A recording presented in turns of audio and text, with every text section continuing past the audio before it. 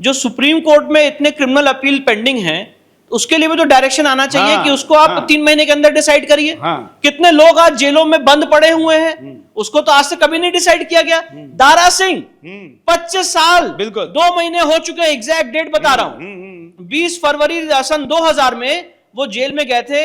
जिन्होंने अलग अलग इससे भी भीषण हत्याकांड किए, उनको आपने प्री मैच्योर रिलीज कर दिया। 78 हमारे सीआरपीएफ के जवानों को मारने वाले जो आतंकवादी है वो भी छूट गए, पर दारा सिंह नहीं छूटे और उनकी आज तक कोई सुनवाई नहीं हुई। और उनको मिलने में गया था तो मिलने नहीं दिया, मुझे जेल के दरवाजे पे धरने में बैठना पड़ा था। तो अब आप मुझे बताइए, और जो मैं आपके सामने बात रख रहा हूं कोई भाषण नहीं है, ये लीगल डेटा है। सुप्रीम कोर्ट में ये केस चल भी रहा है, काफी सीनियर वकील इसमें बहस भी कर रहे हैं। क्रिमिनल अपील जहां पे लोअर कोर्ट से कन्विक्शन या एक्विटल हो जाता है, मामला हाई कोर्ट में है, कितनी क्रिमिनल अपील ऐसी हैं 10-10 साल तक डिसाइड नहीं हो रही हैं, और उसके बाद सुप्रीम कोर्ट ये नहीं कह रहा है कि आप उसको जल्दी डिसाइड करिए। बेल देने का प्रोविजन हो रहा है। सोवरन सिंह का केस है जिसमें कहा गया कि आप बेल दे दीजिए उनको। तो सवाल ये, और सुप्रीम कोर्ट में कितनी क्रिमिनल अपील पेंडिंग है, तो क्या आज पार्लियामेंट ये डायरेक्शन दे सकती है सुप्रीम कोर्ट को कि आप जितनी क्रिमिनल अपील है उसको 3 महीने के अंदर डिसाइड करिए? क्या ये लॉ फिर उन पे भी लागू होना चाहिए? या इतने मामले सुप्रीम कोर्ट के सामने तो आजकल डिस्प्ले बोर्ड है, तो क्या जो आपके सामने पेंडिंग केसेस हैं उसकी समय सीमा निर्धारित होनी चाहिए कि जितने केसेस लंबित हैं एक टाइम बाउंड मैनर में हम सारे केसेस उसको डिसाइड करेंगे? मैं आपके माध्यम से बताना चाहता हूं, संवैधानिक पीठ जिसके लिए वर्चुअली सुप्रीम कोर्ट बनी हुई है कि संवैधानिक मैटर्स को सुनेंगे, 238 ऐसे मैटर्स हैं जो संविधान पीठ को रेफर हुए हैं। हाँ। पर उसकी आज तक ना संविधान पीठ बनी ना सुनवाई हुई, तो उसके लिए भी आपको डायरेक्शन देना चाहिए था। तो बात यह है, आर्टिकल 361 स्पष्ट रूप से कहता है कि president and governor are not answerable to court. तो ये जो डायरेक्शन सुप्रीम कोर्ट का आया है, इसको इंप्लीमेंट कैसे किया जाएगा? क्या आप राष्ट्रपति को कंटेम्प्ट के लिए नोटिस भेजेंगे? क्या आप गवर्नर को कंटेम्प्ट के लिए नोटिस भेजेंगे? तो ये बात मेरे समझ में नहीं आई। Point number 1। पॉइंट नंबर 2, जो सुप्रीम कोर्ट का इस समय फंक्शनिंग है, मैं इस इंस्टीट्यूशन का हिस्सा होने के नाते, as a soldier of the bar होने के नाते, मुझे ऐसा लगता है कि इसके लिए एक बहुत सार्थक डिबेट होनी चाहिए और एक हेल्दी क्रिटिसिज्म होना चाहिए। बिल्कुल। क्योंकि बहुत हद तक ऐसा महसूस होता है कि अगर कोई व्यक्ति कोई एक ग्रीवांस लेके आ रहा है तो उस बात को नहीं सुना जा रहा है। बाकी बहुत सारी चीजों के लिए, अलग अलग चीजों के लिए समय है, पर जो हमारे ग्रीवांसेस हैं उसके लिए कोई समय उतना प्रॉपर नहीं दिया जाता है, ना उसकी सुनवाई की जाती है। बिल्कुल। फॉर एग्जाम्पल मैं आपको बताना चाहता हूं, और ये मेरा दुख दर्द है, आपके चैनल पे रखना चाहता हूं। एज अ लॉयर, यूपीएससी जिहाद का केस हमने देखा। आपके मामले में दिल्ली हाईकोर्ट में केस फाइल किया गया, दिल्ली हाईकोर्ट ने नोटिस जारी किया, उसी समय सेम डे सुप्रीम कोर्ट में केस फाइल किया गया। ये तो बात होनी चाहिए, सुप्रीम कोर्ट ने सेम डे नोटिस जारी किया, जबकि सुप्रीम कोर्ट के बाद में संज्ञान में उस दिन भी आ गया था, बाद में भी था कि दिल्ली हाईकोर्ट इसमें नोटिस जारी कर चुकी है, तो सुप्रीम कोर्ट में सुनवाई की कोई जरूरत नहीं थी। पर डायरेक्टली यूपीएससी जिहाद के मामले को हाईकोर्ट को ओवरराइड करके, बाईपास करके सुप्रीम कोर्ट में डायरेक्ट सुनवाई की गई। और वो हम सारे लोगों के सामने है कि उस सुनवाई में हम लोगों को क्या क्या फेस करना पड़ा। इसके बाद आप अगर देखें, इसी तरह से कितने ऐसे मामले हैं। अगर मैं इसको गिनाऊं तो बंगाल में रामनवमी के समय वायलेंस हो रहा था, सुप्रीम कोर्ट हम पहुंचे, हमने कहा आर्टिकल 32 में साहब रामनवमी के समय वायलेंस हो रहा है, मॉब लिंचिंग हो रही है, इसको रोका जाए। कोई उसकी सुनवाई नहीं, उसको डिसमिस कर दिया गया, कहा कि आप हाईकोर्ट जाइए।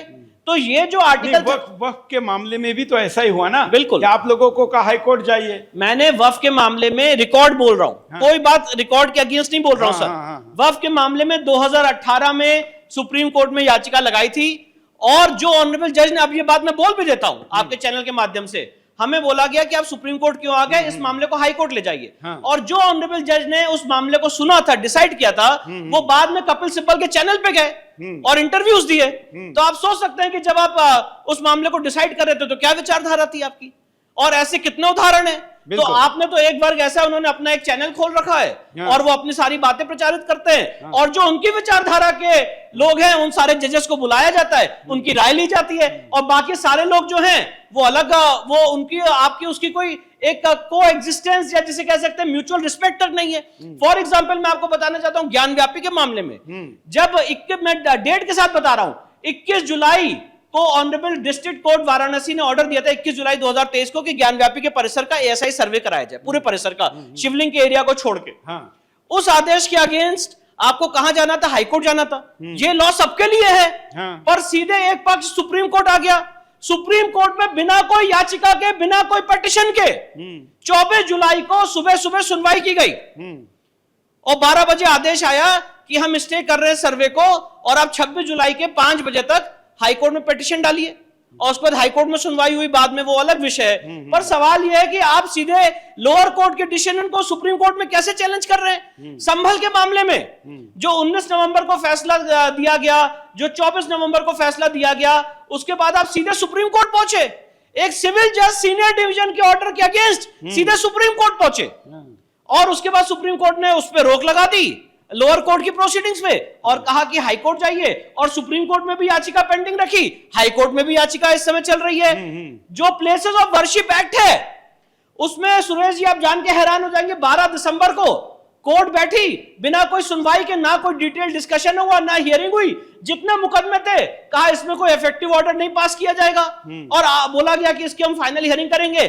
आज तक प्लेसेस ऑफ वर्शिप एक्ट की वजह से काशी का केस, ज्ञानव्यापी का केस, अपना भोजशाला का केस, अपना मथुरा श्री कृष्ण जन्मभूमि का केस, सारे केस अटके हुए हैं क्योंकि सुप्रीम कोर्ट ने 12 दिसंबर को उसमें इंटरिम ऑर्डर पास किया है और अभी उसकी सुनवाई नहीं हो पा रही है।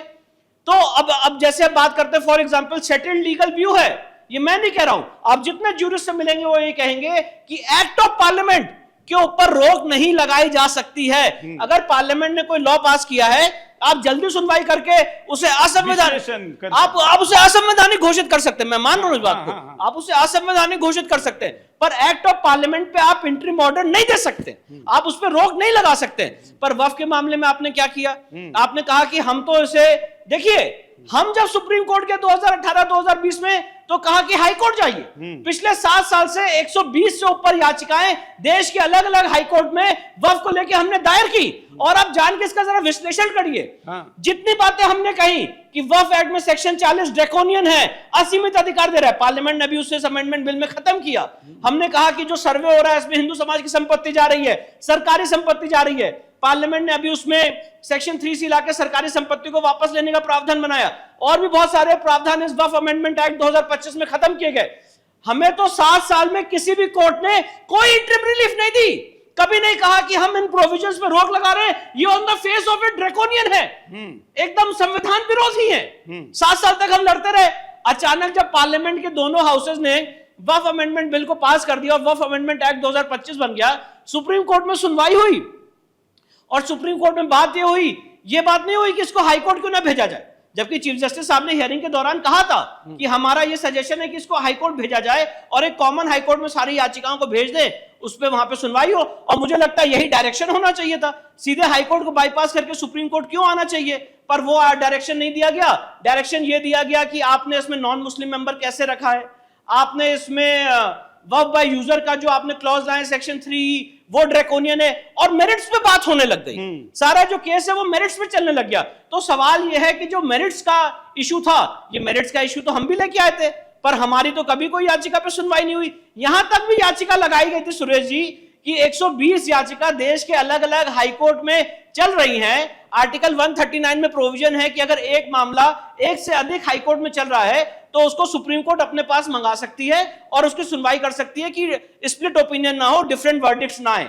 इस याचिका को भी नहीं स्वीकार किया गया, मैं ऑनरेबल जजेस का नाम नहीं लेना चाहता हूं, इस याचिका को भी नहीं स्वीकार किया गया कि 120 याचिकाएं इसको क्लब करके एक हाई कोर्ट में कर दें। तो मैं ऐसा मानता हूं, मुझे ऐसा लगता है कि जिस तरह से पिछले इतने सालों से, मैं आपको बताऊं सुरेश जी, एक बात बताना चाहता हूं, हाँ। मैं इसको आज आपके चैनल पे डिस्क्लोज कर रहा हूं। जब भी सुप्रीम कोर्ट में मैं अपनी प्रैक्टिस करके जब घर आता हूं तो मैं अपने लैपटॉप पे एक चार्ट बनाया हुआ है, मैंने चार्ट बनाया हुआ, अच्छा, कि जब हम सुप्रीम कोर्ट जाते हैं 32 में तो क्या होता है और जब कोई और आता है सुप्रीम कोर्ट में तो क्या होता है।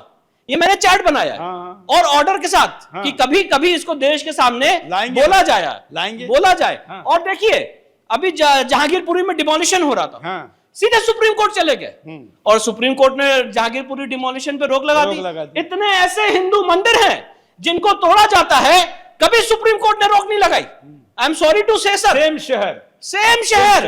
हाँ। अभी मयूर विहार में हाँ। 3 मंदिर हाँ। रातों रात तोड़ा जा रहे थे, जेसीबी पहुंच चुकी थी, फोर्स अकेला पहुंच चुकी थी। सुदर्शन उसको कवर करा। जी, आप, मुझे याद है आप कवर कर रहे थे। हमने रात भर पिटीशन बैठ के ड्राफ्ट की वहां पे लोगों के साथ, सुप्रीम कोर्ट पहुंचे, सुप्रीम कोर्ट ने कहा यहां कैसे आ गए, आप हाई कोर्ट जाइए। तो अब मेरा सवाल यह है कि मतलब ये जो हिंदू है तो आपके लिए तो फिर आपको प्रोसीजर से आना पड़ेगा, और अगर मैं तो यही कह सकता हूं और इसके लिए जाना भी जाता हूं कि मुसलमान है तो फिर आपकी हर बात को सुना जाएगा। तो फिर अगर फतवे से ही कानून बनने हैं तो फिर संसद तो छोड़िए, अब संसद को वैसे भी तो मान ही नहीं रहे, तो फिर न्यायालय का भी क्या काम है? अगर ऐसा कोई कहे तो फिर उस पर नाराज माननीय न्यायालय ने नहीं होना चाहिए। आज की स्थिति ऐसी है, और यह सारी स्थिति में ऐसी कई घटनाएं हमारे सामने आती है जिसको आपके सामने लेकर आना चाहिए।